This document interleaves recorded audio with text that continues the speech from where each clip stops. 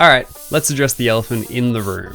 I haven't uploaded for over 6 months. I'm making this video because I realized I was starting to feel the weight of not having uploaded for a long time. It started to feel like when I finally did upload next, it needed to be so good that it would make up for the lost time.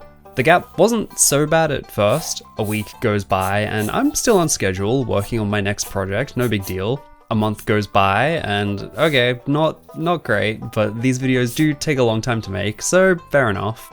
4, 5, 8 months later, and the project I thought I would finish in a few weeks, I still have sitting on the shelf. Not that I haven't been working on it, I've chipped away at it at least a little bit every day, but it's another 100+ hour project, and the longer that it took to upload, the harder it got to just keep going. Just more pressure that it needed to be really great to make up for that lost time.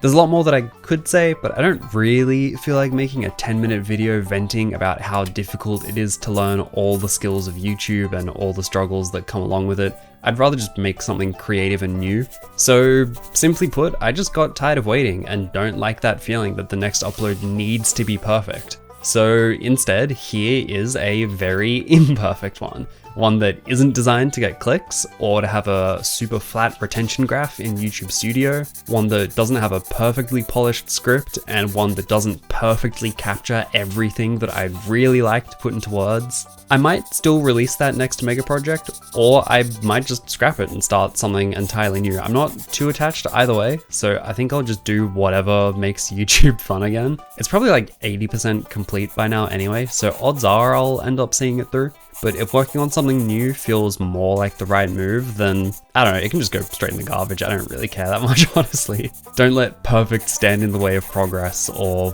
I don't know, something like that. Anyway, first drawing's done now, so let's just move on.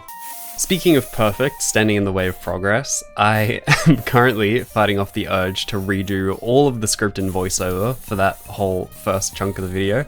But again, I'm making this just to ease myself back into uploading again, so let's not do that.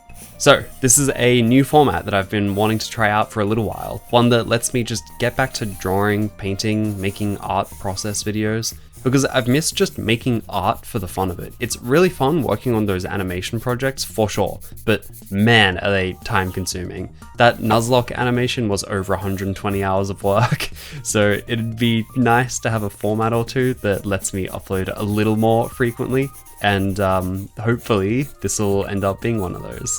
Now anyway, I think it's about time I do some yapping about the actual drawing. So, the last time I did a playthrough of a Pokemon game was probably for that Nuzlocke animation actually, so it's been at least a year, and I'm definitely going through some withdrawal symptoms right now. I think I'm gonna have to do a black and white run again sometime soon, so I was itching to draw some of the Pokemon from Gen 5. Excadrill is one of my favorite Unova designs. Anything that feels like a creature that could actually survive out in the wild of its region, I just adore those designs. When I finished off drawing Excadrill, it looked a little bare just standing there in the middle of the page, so I figured I'd throw in a quick, simple background, but I might have to come back to it still. It doesn't really feel finished just yet, but you know what? That's okay. So this next drawing I tried tackling a few times and didn't really like the result of any of them, so 4th time's the charm. I got a lot more practice to do. Oh boy.